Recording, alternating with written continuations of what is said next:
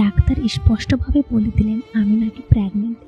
কিন্তু আমি যে আনম্যারিড, একজন অবিবাহিত মেয়ের কাছে প্রেগনেন্ট হবার খবরের থেকে ভয়ঙ্কর কিছু দ্বিতীয়টি হয়তো আর নেই। প্রায় 3 মাস যাবৎ আমার পিরিয়ড হয় না। আম্মুকে বলা মাত্র আম্মু আমাকে হসপিটালে নিয়ে গেলেন। ডাক্তার আলট্রাসোনোগ্রাফি করে নিয়ে আসতে বললেন। করে আনলাম আলট্রা। ডাক্তার রিপোর্ট দেখে আম্মুকে বললেন আপনার মেয়ে তো প্রেগনেন্ট।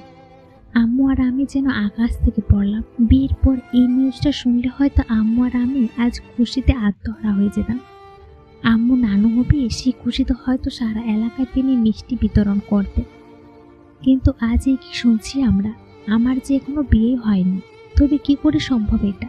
ডাক্তার আপনি হয়তো কোথাও ভুল দেখেছেন, আমার মেয়ে তো আনম্যারিড, এটা কি করে সম্ভব? আমি কোথাও ভুল করছি না, এই যে রিপোর্টে পরিষ্কার দেখা যাচ্ছে সি ইজ প্রেগন্যান্ট। আম্মু আমাকে আর কোনো কথা বলার সুযোগ দিলেন না, সোজা টেনে হেঁচড়ে আমাকে বাসায় নিয়ে এলেন। আম্মু বিশ্বাস করো আমি কিছু করিনি।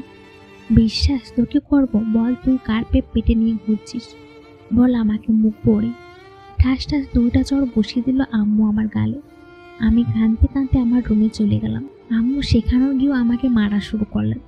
আমার কথায় কোনো দামই দিচ্ছেন না, শুনছেও না কিছু। চিন্তা রাতে ঘুম হারাম হয়ে গেছে আমার।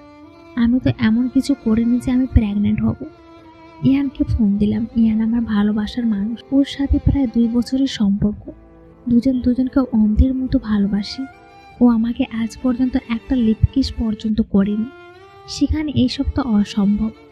ও সবসময় বলেছে আমি বিয়ের পর তোমাকে পূর্ণরূপে আপন করতে। সেখানে আজ কি থেকে কি হয়ে গেল? হ্যালো ইয়ান। হ্যাঁ জান বলো, কি করছো, কেমন আছো? আমি কেঁদে দিলাম। তুমি কাঁদছো কেন আদ্রিজা? কি হয়েছে আমাকে বলো। ইহান আমি প্রেগনেন্ট।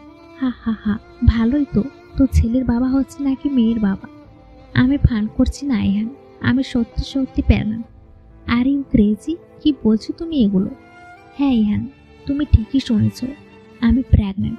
আর সেটা আজই জানতে পারলাম। আমি আজ পর্যন্ত তোমার হাতটা ধরা ছাড়া আর কিছুই করিনি। সেখানে তুমি প্রেগনেন্ট, এটা আমি মানব কি করে? কিছু জানি না ইহান, আমি কিচ্ছু জানি না, শুধু জানি আমি প্রেগনেন্ট।